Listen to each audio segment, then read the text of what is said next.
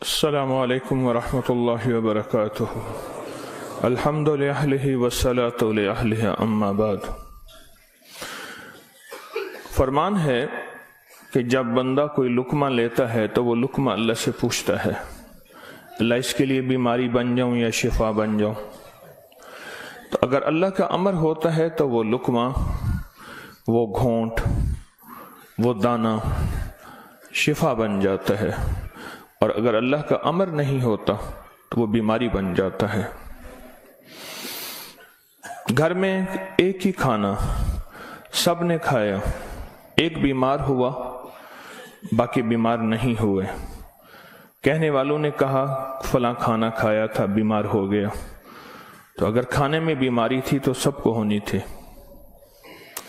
اس کو امر ہوا تھا کہ اس کو یہ بیماری ہو جائے، اوپر سے عرش سے فیصلہ ہوا تھا۔ پھر یہاں تک ہے کہ یا اللہ یہ لقمہ پوچھتا ہے میں سانس کی نالی میں جاؤں یا غذا کی نالی میں جاؤں، اور اگر وہ سانس کی نالی میں چلا جاتا ہے وہی سانس انسان کو اٹک کے موت کا ذریعہ بن جاتا ہے۔ یہ لقمے، یہ دانہ، یہ پانی، یہ اللہ کا امر مانگتا ہے اور اللہ کے امر سے چلتا ہے۔ اگر ہم اس لقمے کو، ایک ایک لقمے کو اللہ کا نام اور اللہ کا کلام دے دیں، یہ لقمہ زندگی، صحت، راحت، رحمت اور عافیت بن جاتا ہے۔ ایک عمل کی مشق میں چاہتا ہوں کہ ہم کریں، میں روز ایک مشق دے رہا ہوں، زندگی اسی کا نام ہے۔ زندگی میں اگر موتی پروتے چلے جائیں اور اپنی زندگی میں اپنے آپ کو خیر کے کاموں میں مشغول کرتے چلے جائیں، اللہ وہ وقت جو یہاں لگنا ہے وہ یہاں لگوا دے گا۔ وہ وقت پھر ہسپتالوں میں، کچہریوں میں اور ایسی جگہوں میں جہاں مصیبتیں، تکلیفیں، پریشانیاں، ناکامیاں، الجھنیں ہیں، اللہ وہ وقت وہاں نہیں لگوائے گا۔ ایک چیز جو میرا پرانا عمل ہے جو میں آپ سے عرض کر رہا ہوں، کھانے کے دوران 7 بار سورۃ فاتحہ، بڑی مشکل سے مجھے ملا، اس کے لیے مجھے کتنے جتن کرنے پڑے۔ جس بندے کے پاس یہ عمل تھا وہ دیتا نہیں تھا۔ کیا کیا، 2020 کے رمضان میں جب میں حویلی میں تھا تو اس کی ریکارڈنگ ہے جو میں نے تھوڑی تھوڑی اس کی بیان کی ہے کہ اس کے لیے مجھے کیا کیا دھکے کھانے پڑے، ٹھوکریں کھانی پڑی۔ میں نے ایک دانشور کا ایک قول پڑھا تھا، مجھے بڑا اچھا لگا۔ اس نے کہا کہ جو بندہ کوئی چیز دھکے کھا کے، ٹھوکریں کھا کے حاصل کرتا ہے اور جب عروج تک پہنچتا ہے تو اس کے سامنے 2 راستے ہیں۔ اس معاشرے نے میرے ساتھ مجھے ٹھوکریں ماری تھیں، لہٰذا ان کو ٹھوکریں مارو، اور ایک راستہ یہ ہے کہ انہوں نے مجھے ٹھوکریں ماری تھیں، میں انہیں ٹھوکریں نہ ماروں۔ 2 راستے ہوتے ہیں۔ میں نے طے کیا کہ جو چیز مجھے کتنی مشکل، پریشانی، الجھن، مسائل اور تکلیف سے ملی ہے، میں اگر کسی مخلوق کو دوں تو ان کو خیر بنا کے دوں اور ایسے انداز سے ان کو راحت ملے۔ کوشش ہے، دعوت تو نہیں کر سکتا۔ یہ سورۃ فاتحہ 7 بار کھانے کے دوران، 7 بار کھانے کے دوران اگر ہم پڑھنا شروع کر دیں، جتنی دیر کھانا کھاتے ہیں 7 بار کھانے کے دوران، اب آپ ایسا کریں، سورۃ فاتحہ پڑھیں، پہلے بسم اللہ پڑھیں، پھر سورۃ فاتحہ پڑھیں اور ٹائم نوٹ کریں۔ بسم اللہ الرحمن الرحیم، الحمدللہ۔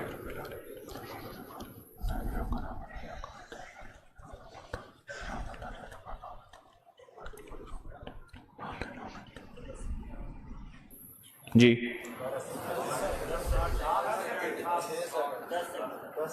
6 سیکنڈ، 10 سیکنڈ، 12 سیکنڈ، 10 سیکنڈ رکھ لیتے ہیں۔ کتنے سیکنڈ؟ سب کے لیے، سونے جاگنے والے سب نے دیکھ لیا؟ ہاں بھائی بتا دیں، سونے جاگنے والے سب نے دیکھ لیا؟ یہ جاگنے والوں نے بتایا، سونے والے اب بتائیں گے، پہلے یہ بتا دیں۔ ہاں جی 10 سیکنڈ۔ 7 دفعہ سے مراد 70 سیکنڈ، اور 1 منٹ میں کتنے سیکنڈ ہوتے ہیں؟ اب سوچ لیں، 1 منٹ کا عمل ہے، اور ہم دسترخوان پہ کتنا وقت گزارتے ہیں وہ آپ کو علم میں ہے۔ 1 منٹ کا عمل، زمین 7 آسمان 7، 7 زمین اور 7 آسمان کی خیریں آپ کے لقمے میں سمٹ جائیں۔ اللہ اکبر۔ وہ خیریں کیا ہیں؟ فرمایا جب مرغ بانگ دیتا ہے تو اس وقت عرش کے کوئی خیر کے دروازے کھلتے دیکھتا ہے، اور جب گدھا اور کتا آواز نکالتا ہے کوئی ایسا عذاب کا دروازہ ہے جو اس کو دکھائی دیتا ہے، ہمیں دکھائی نہیں دیتا۔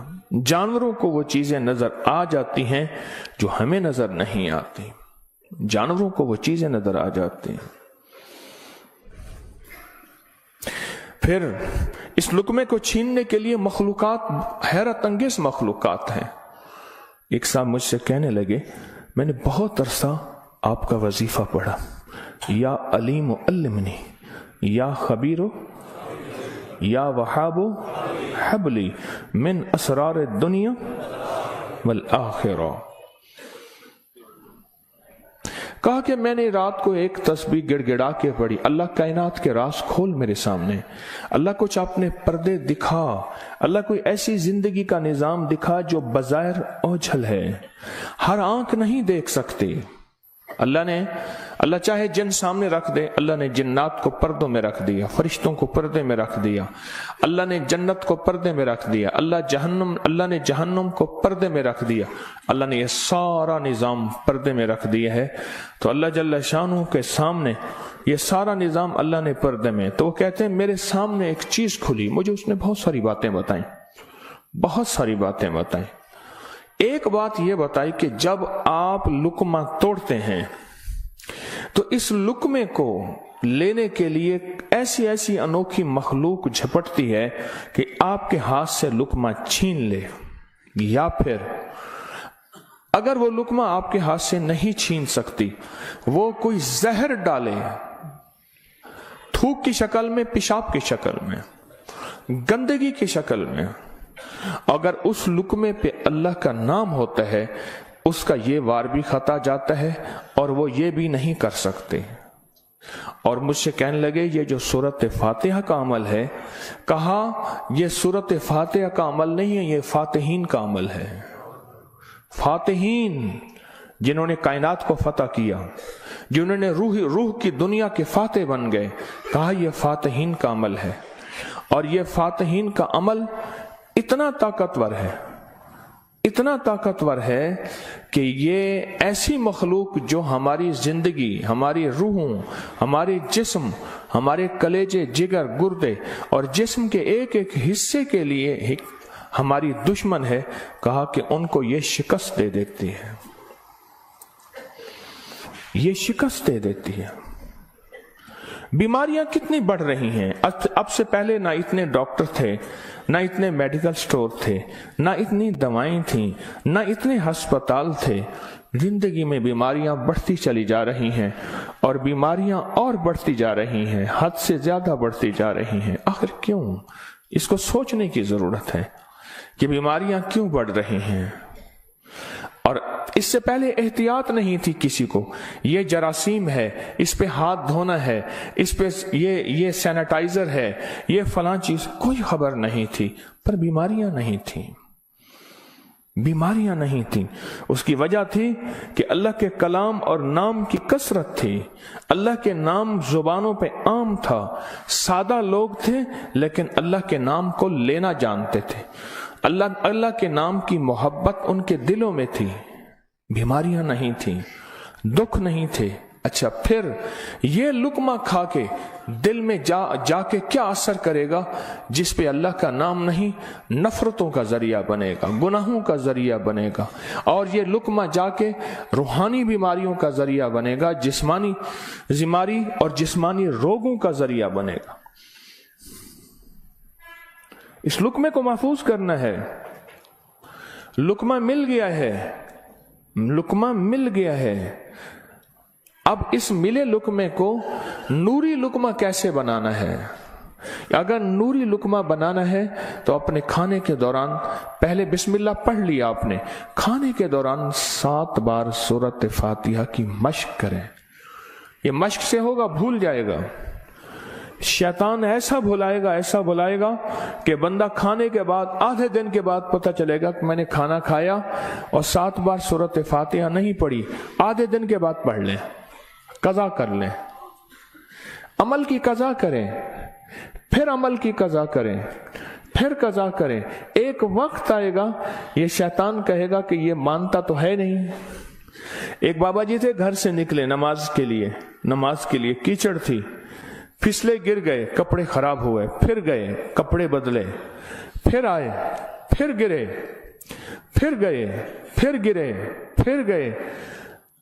اب جو گرنے لگے ایک صاحب نے سہارا دیا، بسم اللہ بسم اللہ، مسجد تک پہنچایا. انہوں نے کہا تم کون ہو؟ کہا میں شیطان ہوں. تم شیطان اور مجھے سہارا دے؟ یہ کیوں؟ کہا جب آپ پہلی دفعہ گرے تھے اور آپ نے اپنا عزم نہیں توڑا تھا، آپ نے کہا تھا نہیں میں نے مسجد میں جانا ہی جانا ہے، اللہ نے آپ کی مغفرت کر دی تھی. جب دوسری دفعہ گرے اور عزم نہیں توڑا، اللہ نے آپ کے گھر والوں کی مغفرت کر دی تھی. جب تیسری دفعہ توڑا یعنی گرے اور عزم نہیں توڑا، اللہ نے پڑوس کی مغفرت کی تھی. اب میں نے کہا اگر چوتھی دفعہ گرتا ہے کہیں اور فیصلہ نہ ہو جائے، اس کو یہیں سنبھال لو، اس کو یہیں سنبھال لو. بھلا دے گا، پتہ ہی نہیں چلے گا. قضا کریں، پھر قضا کریں، پھر قضا کریں.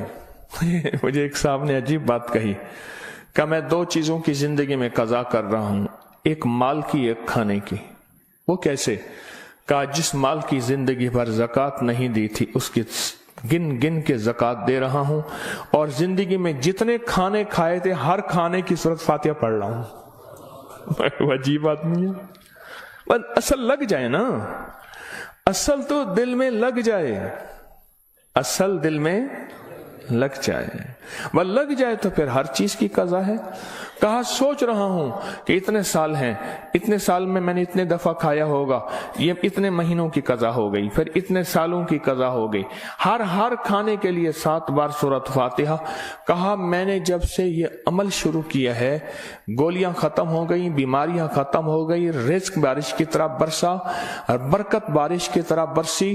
اور عزت وہ ہے کہ جو بندے دیکھ کے تھوکتے تھے وہ ویلکم کہتے ہیں، باہیں پھیلاتے ہیں، عزت دیتے ہیں. کیوں؟ اللہ چاہے دلوں میں عزت ڈال دے، اللہ چاہے دلوں میں نفرت ڈال دے. عزت اور نفرت کے خزانے اس کے پاس ہیں، وہ عزت ڈال دیتا ہے. سورۃ فاتحہ 7 بار کھانے کے دوران. اس کی مشق کرنی ہے، اس کی مشق کرنی ہے. ہاں چیزیں مشق سے ہوتی ہیں.